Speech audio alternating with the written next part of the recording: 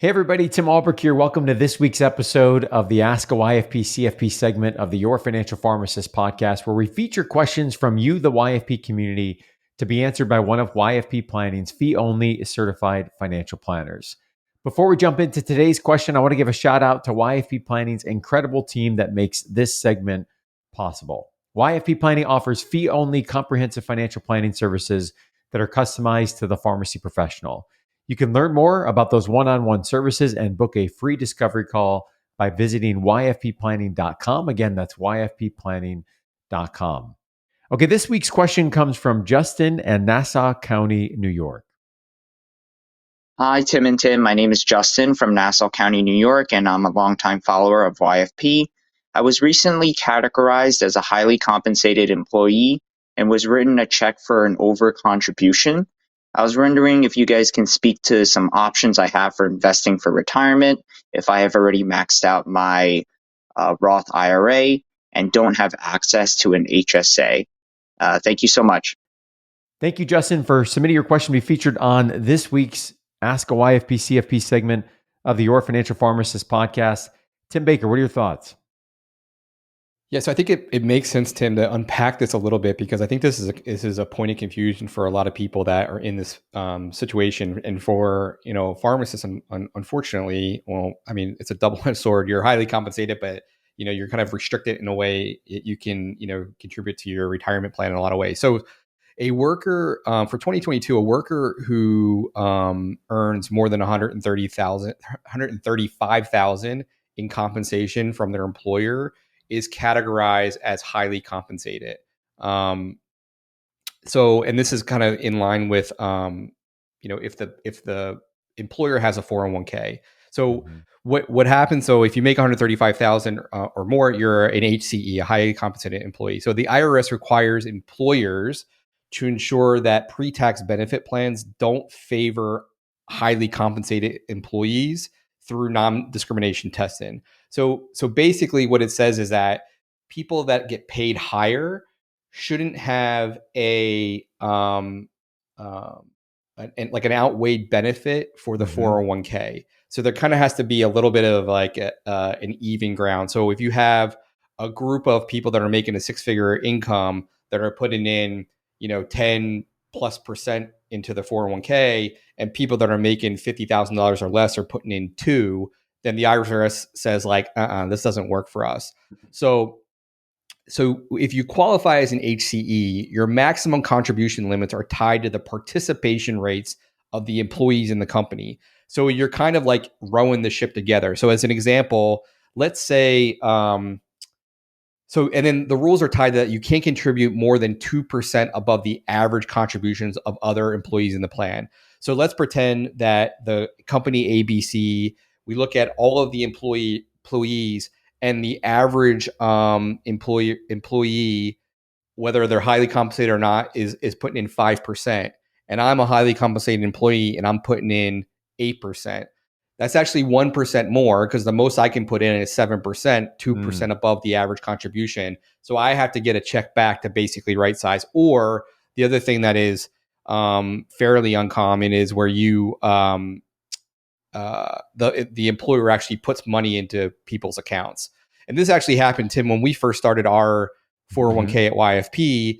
The other caveat is you can be highly compensated if you make 135,000 or more, or you are a 5% owner in the company. So when we were contributing to our 401ks from the get-go, we kind of violated this non-discrimination test. And so we actually elected to put more money in to kind of like right size everything, because we're awesome. But in most cases, the employers will say, we got to take money out of these highly compensated employee 401ks, and then you can do with it what you will. Now, from the employer perspective, they should be kind of campaigning more for people and working with their provider, whoever provides the 401k, to encourage more people to contribute. So the kind of the tide rises with everybody.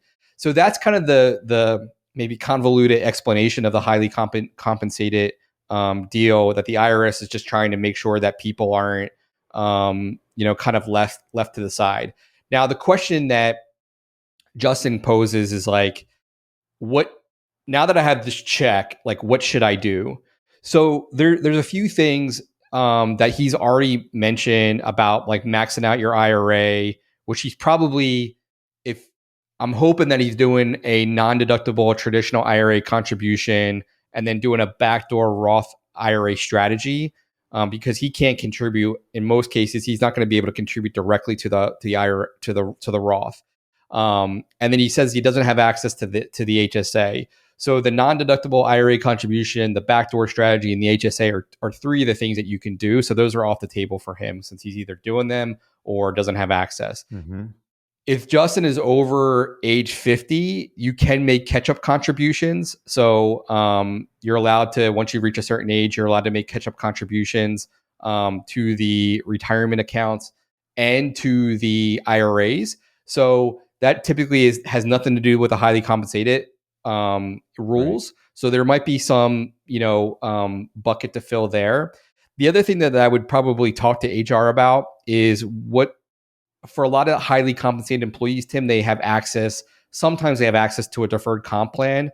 The 457 plan is typically the most common. So this allows you to defer a percentage of your salary and taxes on that salary until a later date, typically when you retire or quit. And the options are going to be similar in terms of how you invest, and you can typically get that money a little bit more easily than, say, a 401k.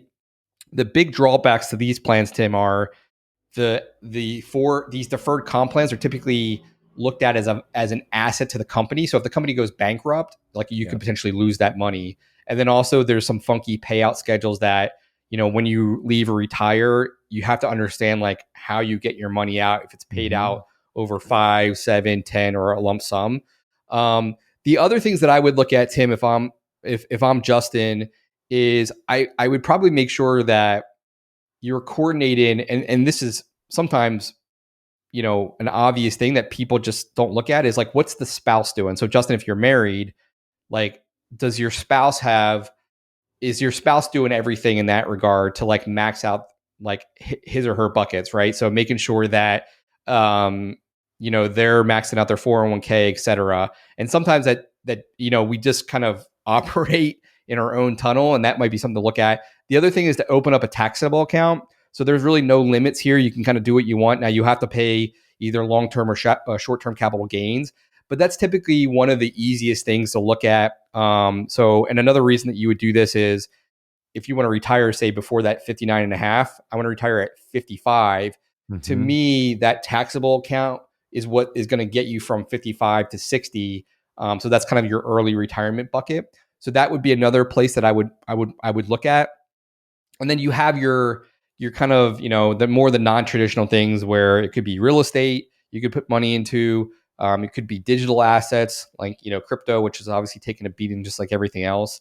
I think other advisors might push more like insurance, like whole life or annuities. I wouldn't go down that route, but I would say, outside of what you're doing, I would probably look at, if you're below 50, obviously ignore the catch-up contribution. I would talk to HR about deferred comp plans. And then from there, talk to the spouse about what they're doing just to make sure it jives with everything else, the taxable account, holding real estate, or even getting into kind of the digital asset space, which I think, as time goes on, people are going to have some exposure, whether that's 1% or 2% in digital assets, because I think that's going to be here to stay. Tim, this is another great example. Since you didn't say it depends, I'll say it depends for you. But, I'm thinking of all the things you just talked about, right? Age, is there a catch-up, contribution component? Is it not? Is there a spouse involved? Is there opportunities there or not? What are your goals? What are we trying to achieve? Are we on track? Are we not on track? What's the goals look like for long-term saving? What's your tax situation, look like? And you talked about several of the strategies there. One other thing I'd throw in the mix, just because we talked about it not too long ago, and it's top of mind for everyone right now with inflation, would be, is this a place for the I bond to be thinking about as well? So we talked about that on episode 239. Again, not investment advice, but something to consider. We talked about inflation and I bonds in 239. I would also point people, since you mentioned, Tim, the several things in the bucket around investing beyond the more traditional accounts. On episode 163, we talked about investing beyond the 401k, 403b. And on episode 189, we talked about options for investing when you're already maxing out those traditional accounts. So make sure to check out those episodes as well. And we also have some other resources on the website related to the backdoor Roth IRA, since Tim mentioned that as well. So Justin, great question. I feel like it allowed us to talk through several different angles and considerations. Another good example of really the importance of customizing, one's financial situation, depending on all the factors, the goals, tax situation, and several of the things that we discussed. So really appreciate you taking the time to submit a question. Also appreciate you being a longtime listener and your support of the show. That means a lot to us.